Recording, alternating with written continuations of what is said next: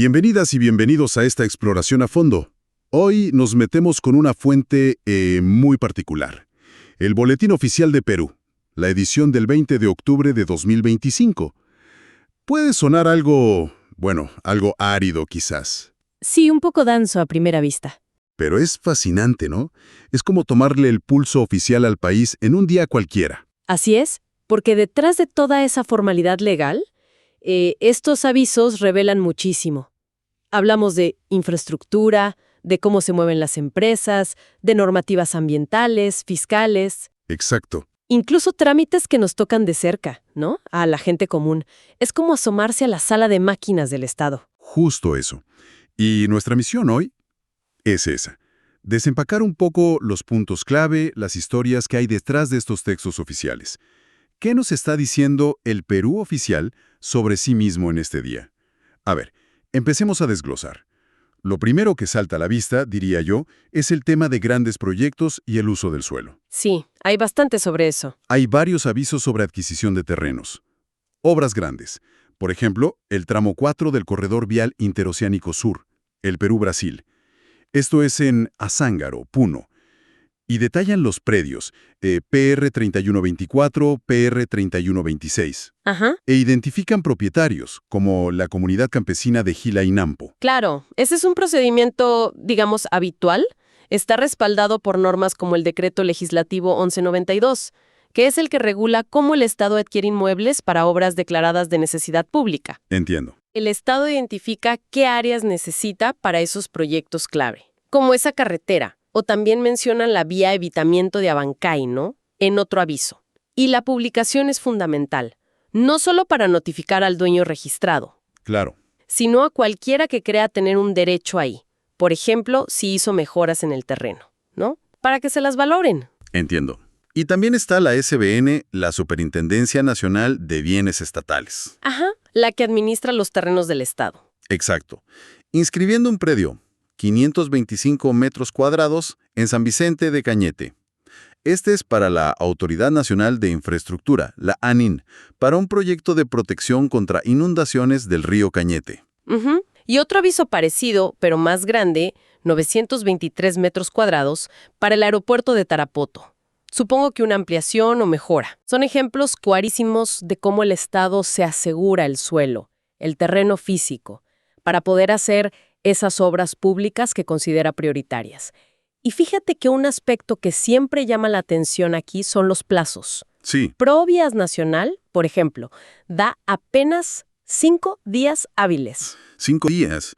Eso suena increíblemente corto. Poquísimo, sí. Para que los afectados por la vía de evitamiento de Abancay o por otra carretera que mencionan, la Trujillo-Huamachuco, presenten papeles sobre el valor de las mejoras o los gastos de traslado que reclaman. 5 días.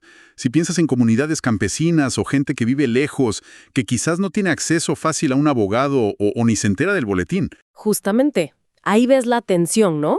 La urgencia del Estado por avanzar con la infraestructura que se considera de interés nacional y, por otro lado, la necesidad de garantizar bien los derechos de propiedad, la defensa de los afectados, sean personas o comunidades. Claro. Esos plazos tan ajustados pueden generar roces o, la sensación de que no es justo el proceso. Sí. Es fascinante y complejo a la vez. A ver, cambiamos de tema. El mundo corporativo. El boletín también muestra mucha actividad ahí. Vemos anuncios de escisión. Por ejemplo, de Peruvian Opportunity Company SAC, POC. ¿Qué es exactamente una escisión? Una escisión básicamente es cuando una empresa parte su patrimonio, o sea, sus activos y pasivos, y traspasa una parte a otra empresa, que puede ser nueva o ya existente. Ah, ok. En este caso, POC divide su patrimonio y lo pasa a 2 empresas bastante conocidas, Luz del Sur y Texur. Puede ser una estrategia, ¿sabes? Para enfocar negocios, separar líneas de actividad o quizá facilitar ventas futuras. Entendido. Y siguiendo esa línea, hay varias fusiones por absorción. Por ejemplo, Corporación Media Chacana absorbe a Oriental Conquistadores. Pedral SAC absorbe a Mont SAC. Ujú. Y otra más. Compañía de Reciclaje del Perú absorbe a Compañía Ecorecicla. ¿Estas fusiones indican alguna tendencia? ¿Consolidación, quizá? Podrían indicarlo en ciertos sectores. Una fusión por absorción es cuando una empresa, la absorbente, se come, digamos, a otra, la absorbida, que desaparece legalmente. Las que mencionas, como esa del reciclaje, sí sugieren movimientos de concentración. Ya. Estas operaciones, tanto las escisiones como las fusiones, reflejan dinámicas empresariales. Buscar ser más eficientes, ganar tamaño, a veces eliminar competencia o simplemente reorganizar grupos de empresas.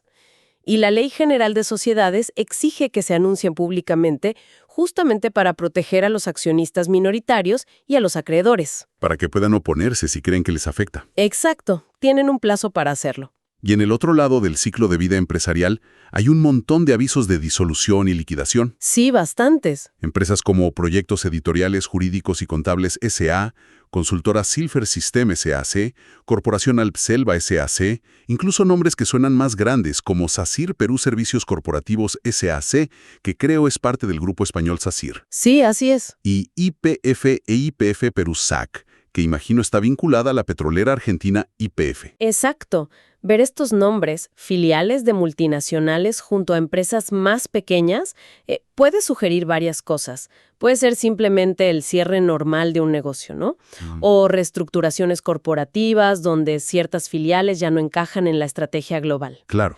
O, si esto fuera una tendencia más amplia y viéramos muchos casos así, podría ser una señal temprana de enfriamiento en algunos sectores o una respuesta a la situación económica general.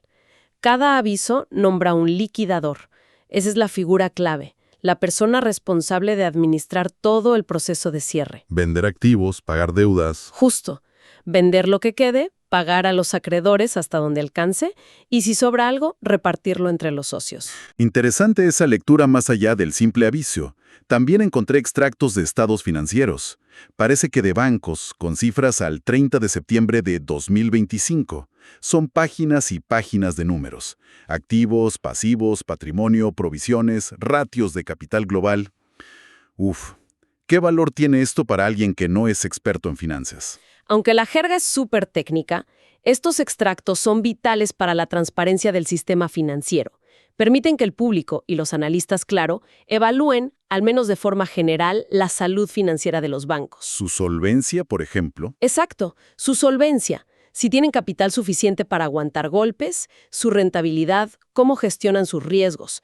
Son una pieza clave para la confianza del público y para la supervisión de la SBS, la Superintendencia de Banca y Seguros. Y fíjate que también vemos otros mecanismos financieros como la constitución de un patrimonio fideicometido. Ah, sí. Donde la fiduciaria SA actúa como administradora.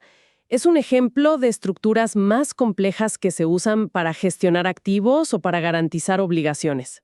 Es como si el boletín nos diera pistas no solo de las empresas que nacen o mueren, sino también de la salud y la complejidad del sistema financiero que las apoya. Totalmente. Bueno, cambiemos de tercio. Miremos ahora el brazo fiscalizador del Estado. El OEFA, el Organismo de Evaluación y Fiscalización Ambiental, parece bastante activo. Sí, la OEFA es la entidad que supervisa y sanciona si no se cumplen las normas ambientales. Vemos que publica notificaciones para varias empresas.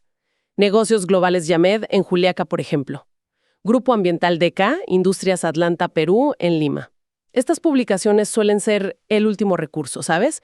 Cuando no pueden notificar a la empresa en su domicilio legal. Ya. Y mencionan resoluciones, informes de instrucción, posibles multas. Hay un caso concreto. Una multa de 0.384 UITs a la Estación de Servicios México EIRL. ¿Qué es la UIT? La UIT es la Unidad Impositiva Tributaria. Es un valor de referencia que el gobierno establece cada año. Ah, ok. Y se usa como base para calcular multas, tasas y también para fijar ciertos límites o beneficios tributarios. Es muy común en la administración peruana que las multas se expresen en UITs. Estos avisos detallan la supuesta infracción, la sanción, si ya está decidida, y dan un plazo, normalmente 15 días hábiles, para que la empresa presente sus descargos o apele. Entiendo. Y es curioso, también publican cuando deciden no iniciar un procedimiento sancionador. Vemos el caso de Maple Gas Corporation del Perú. Eso también da certeza jurídica. Claro, para ambas partes. Y por el lado tributario, la SUNAT, la Superintendencia Nacional de Aduanas y de Administración Tributaria, tampoco se queda atrás. Anuncia un remate público grande en Tacna para el 24 de octubre, y la lista de bienes embargados es larguísima. Así es. Eso es la ejecución coactiva en plena acción. Es el procedimiento que tiene la SUNAT para cobrar las deudas tributarias cuando la gente o las empresas no pagan voluntariamente. Embargan y rematan. Primero embarga bienes del deudor y luego, si sigue sin pagar, los saca a remate público. Y la variedad de bienes es notable, ¿eh? Terrenos urbanos, porcentajes de acciones sobre inmuebles en distintos sitios.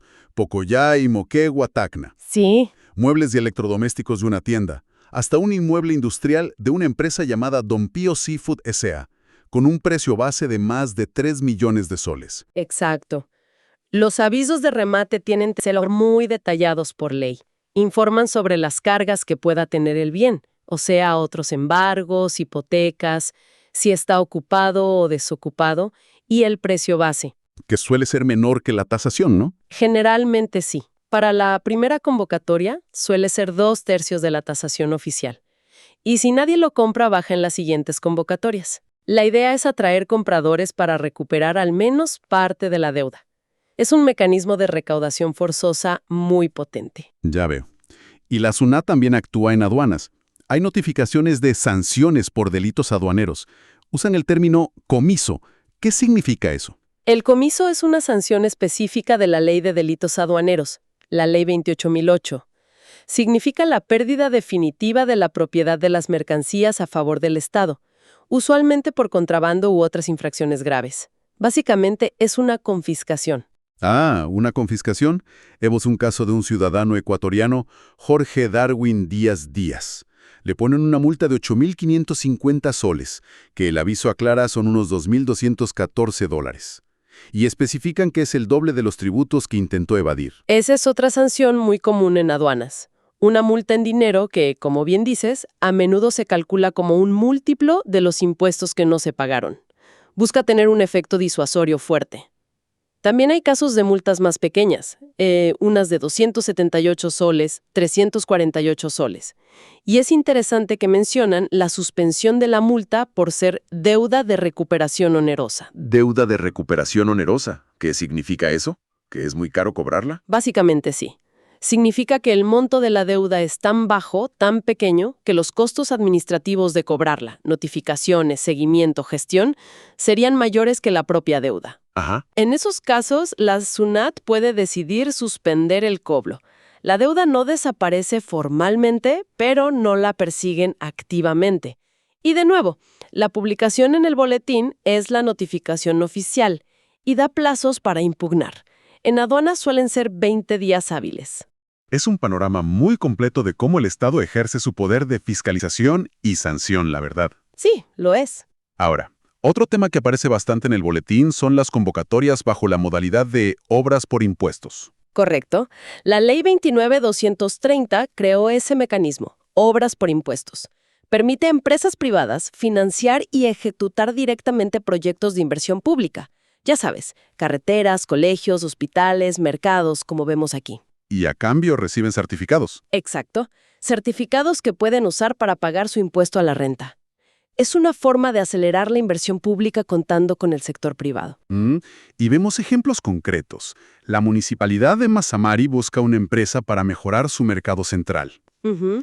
El Gobierno Regional de Amazonas quiere financiar una vía urbana en Chachapoyas por más de 28 millones de soles. Y el de Huancavelica tiene 2 convocatorias enormes para su sede central, una para la supervisión y otra para la obra misma. Casi 116 millones de soles en total. ¡Wow! Esas convocatorias son el punto de partida. Son la invitación a las empresas privadas que estén interesadas a presentar sus propuestas para hacerse cargo de la ejecución o la supervisión de sus proyectos. Bajo este esquema, muestra que sigue siendo un mecanismo que se usa activamente por diferentes niveles de gobierno. Pasando a trámites más, digamos, cercanos al ciudadano de a pie, encontramos avisos del RENIEC, el Registro Nacional de Identificación y Estado Civil. Son para rectificar actas de nacimiento. Por ejemplo, corregir el nombre de una madre de Regina Solano Chávez a Regina Viterba Solano. Sí. O ajustar un apellido compuesto. María Teresa Salas de Pacheco a María Teresa Salas Ayapoma de Pacheco. Pueden parecer detalles mínimos, ¿verdad? Pero son fundamentales para la identidad legal de una persona. Un error en un nombre o apellido en tu partida de nacimiento te puede generar problemas gigantescos a lo largo de la vida. Para trámites, para herencias, para viajar. Claro. La publicación permite que si alguien considera que esa rectificación está mal o le afecta, pueda oponerse. Y también hay solicitudes de sucesión intestada. Esto es cuando alguien muere sin testamento. Exactamente. Cuando una persona fallece sin haber dejado testamento, hay que iniciar un proceso de sucesión intestada. Puede ser judicial o notarial, y es para declarar quiénes son los herederos legales, el cónyuge, los hijos, los padres, según el caso. La publicación busca llamar a cualquier persona que crea tener igual o mejor derecho a heredar. Ya. Y también vemos reconocimientos de unión de hecho, que es el trámite para formalizar legalmente la convivencia de una pareja, dándole derechos parecidos a los del matrimonio. Clarísimo. El boletín también está lleno, pero lleno de petitorios de concesiones mineras. Sí, es otro clásico del boletín. Nombres como Fénix 03 en Apurímac, Santa María Laca en Puno, cerca de Bolivia, dice, Ocarina Ay en Moquegua, para recursos no metálicos, Pamela 5 en Apurímac solicitada por Minera Peñoles, La Poderosa 2025 en Huancavelica. Una lista larga. Esos avisos son el primer paso formal para conseguir derechos de exploración o de explotación minera sobre un área determinada. Y es muy importante que algunos mencionen explícitamente la Ley 29785. Que es la ley de consulta previa, ¿cierto? Esa misma. La Ley de consulta previa a los pueblos indígenas u originarios. ¿Y qué implica que la mencionen? Implica el reconocimiento oficial de que el área que están pidiendo podría superponerse con territorios de pueblos indígenas y que, por lo tanto, el Estado está obligado a hacer un proceso de consulta con ellos antes de otorgar la concesión definitiva. Para evaluar los impactos en sus derechos colectivos. Exacto, para conocer su opinión y evaluar cómo les afectaría. También es clave, como señalaste, la indicación de si el área está cerca de la frontera, como en el caso de Santa María Laca, que dice estar dentro de los 50 kilómetros de Bolivia. ¿Y eso por qué es importante? Porque la Constitución y otras leyes peruanas ponen restricciones y requisitos especiales para la actividad económica de extranjeros en zonas de frontera, por temas de seguridad nacional principalmente. Ah, muy interesante esa conexión con derechos indígenas y regulaciones de frontera. Y ya para ir terminando, vemos noticias sobre formalización de la propiedad rural. El gobierno regional de Cusco otorga títulos a 524 poseedores y el de La Libertad a 124 en un fundo llamado Cazaguate, en Sánchez Carrión. Ese es el proceso de saneamiento físico-legal y titulación. Busca dar seguridad jurídica a personas o comunidades que ocupan y trabajan terrenos rurales, a veces por generaciones, pero sin tener un título de propiedad formal, inscrito. Conseguir ese título inscrito en registros públicos es crucial para ellos. ¿Por qué? Porque les permite acceder a crédito bancario, defender mejor su propiedad ante terceros, poder heredarla formalmente a sus hijos, participar en programas de desarrollo. Es fundamental para el desarrollo rural. La verdad es que el recorrido por un solo día del boletín oficial es como abrir una ventana a muchísimos niveles de la realidad peruana. Sí, totalmente. Hemos visto desde la planificación de infraestructura gigante y las estrategias de las grandes corporaciones, hasta la corrección súper detallada de un apellido en un acta de nacimiento o el remate de una deuda tributaria sobre bienes que quizás son modestos. Sin duda, más allá de ser un compendio de avisos legales, funciona como una radiografía bastante detallada de cómo interactúan el Estado, la economía y la sociedad. Vemos cómo las políticas de desarrollo, infraestructura, minería se topan con la regulación ambiental, tributaria, cómo las empresas se adaptan, se reestructuran. Y cómo los ciudadanos navegan trámites que son esenciales para su vida legal, para su patrimonio. Exacto.